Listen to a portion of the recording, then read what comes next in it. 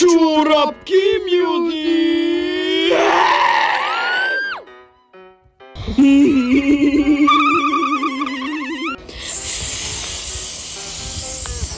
АСМР!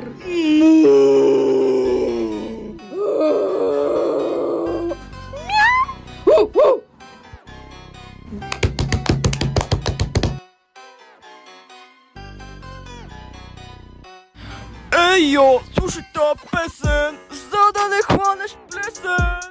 Слушай я до край, защото след това отивам в Дубай. Елате приготвите да мек при нас, за да избягате от час. Преди господина да е показал, че е педорас, защото ще ви хване и ще иска да се тумка с вас. А повярвайте ми, той има бяс. Брат, ще ти забия главата на стената с пирон и ще те направя да изглеждаш като развален макарон. Ако ме мислиш за тъп, ела тук да ти избия един зъб. Поп-фок в главата ти се върти, мила, на 12 си. Разбери! Войни да има пипач ма е гнус. Брат, имаш вкус. No, 9 клас още не е дошъл. Вика, боли ме корема, ще изкара 1-1. Някой се оплаква, че няма тик-ток. Ама Лилия Начкова, какво да кай? Топ! Чисти с прехос мукачка, за да не глътнеш ногти от ногторезачка. Йоу! Брат, ти си миндил! Брат, падна статуетка на сърце. От нея се изкара едно лайнце. Взех едно перце, размазах му по едно личице и... Да! Лилия Начкова и английския кърти, а накрая ще вземе да се надърви.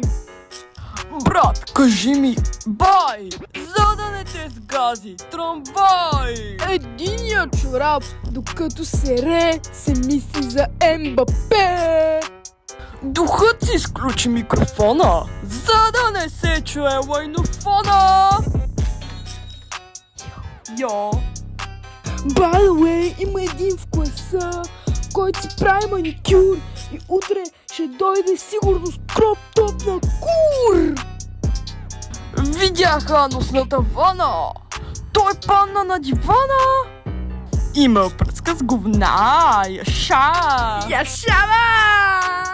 Живота е така, трябва да се ака. Шия едно гробче! Почнах да се червя, а то се оказа, че искам да си. Погледнах през една шпионка и какво да видя? Гей с папионка!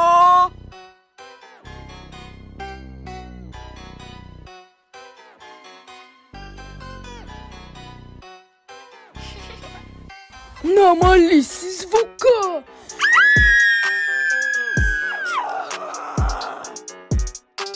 Аша! Яша!